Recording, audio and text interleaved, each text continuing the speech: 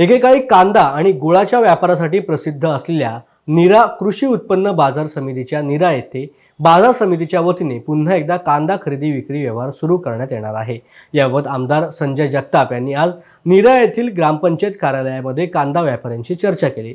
लवकरच नीरा कृषी उत्पन्न बाजार समितीच्या आवारामध्ये कांद्याचे लिलाव सुरू करण्यात येणार असून यासाठी व्यापारी आणि शेतकरी यांना लागणाऱ्या आवश्यक त्या सोयी सुविधा नव्याने निर्माण करणार असल्याची माहिती आमदार संजय जगताप यांनी दिली आहे।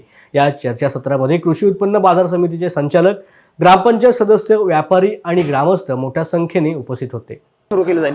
आज आपण बघितलं असेल नीरा ग्रामपंचायतीच्या वतीने सरपंच या ठिकाणी आहेत, उपसरपंच राजाभाऊ आहेत, त्याचप्रमाणे आपल्या नीरा कृषी उत्पन्न बाजार समितीचे डायरेक्टर शहासाहेब या ठिकाणी आहेत। या सर्वांनीच इनिशिएट केलं होतं आणि लोणंदचे जवळपास 20 कांदा व्यापारी आम्ही त्या ठिकाणी निमंत्रित केले होते आणि त्या सर्व व्यापाऱ्यांनी पॉझिटिव्ह सिग्नल दिलेला आहे की या ठिकाणी कशा प्रकारे कांदा व्यापार सुरू करायचा त्याच्याबाबतची आता आजची प्राथमिक मीटिंग होती।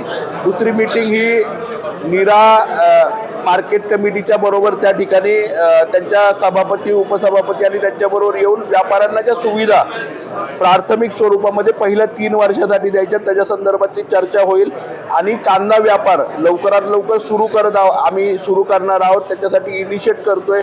ग्रामपंचायतीचे सरपंच, उपसरपंचांनी त्याच्यासाठी आश्वासित केलं आणि महत्त्वाचं म्हणजे ग्रामपंचायतीबरोबरच नीरेचे सर्व ग्रामस्थ, नीरेचे सगळे व्यापारी त्या ठिकाणी उत्स्फूर्तपणे याला पाठिंबा द्यायला आलेले आहेत आणि त्यामुळे आम्हाला खात्री आहे की नीरेमध्ये लवकरच कांद्याचा व्यापार पुन्हा एकदा चांगल्या प्रकारे फुरवेल आणि महत्त्वाचं म्हणजे नीरेकरांना, नीरा ग्रामपंचायतीला, नीरा कृषी उत्पन्न बाजार समितीला आणि लोणंदच्या कांदा व्यापाऱ्यांना सुद्धा शाश्वत बाजारपेठ ही केवळ 3 वर्षासाठी नकोय तर पुढचे 50 वर्षाचं नियोजन करून आम्ही त्या ठिकाणी हा बाजार त्या ठिकाणी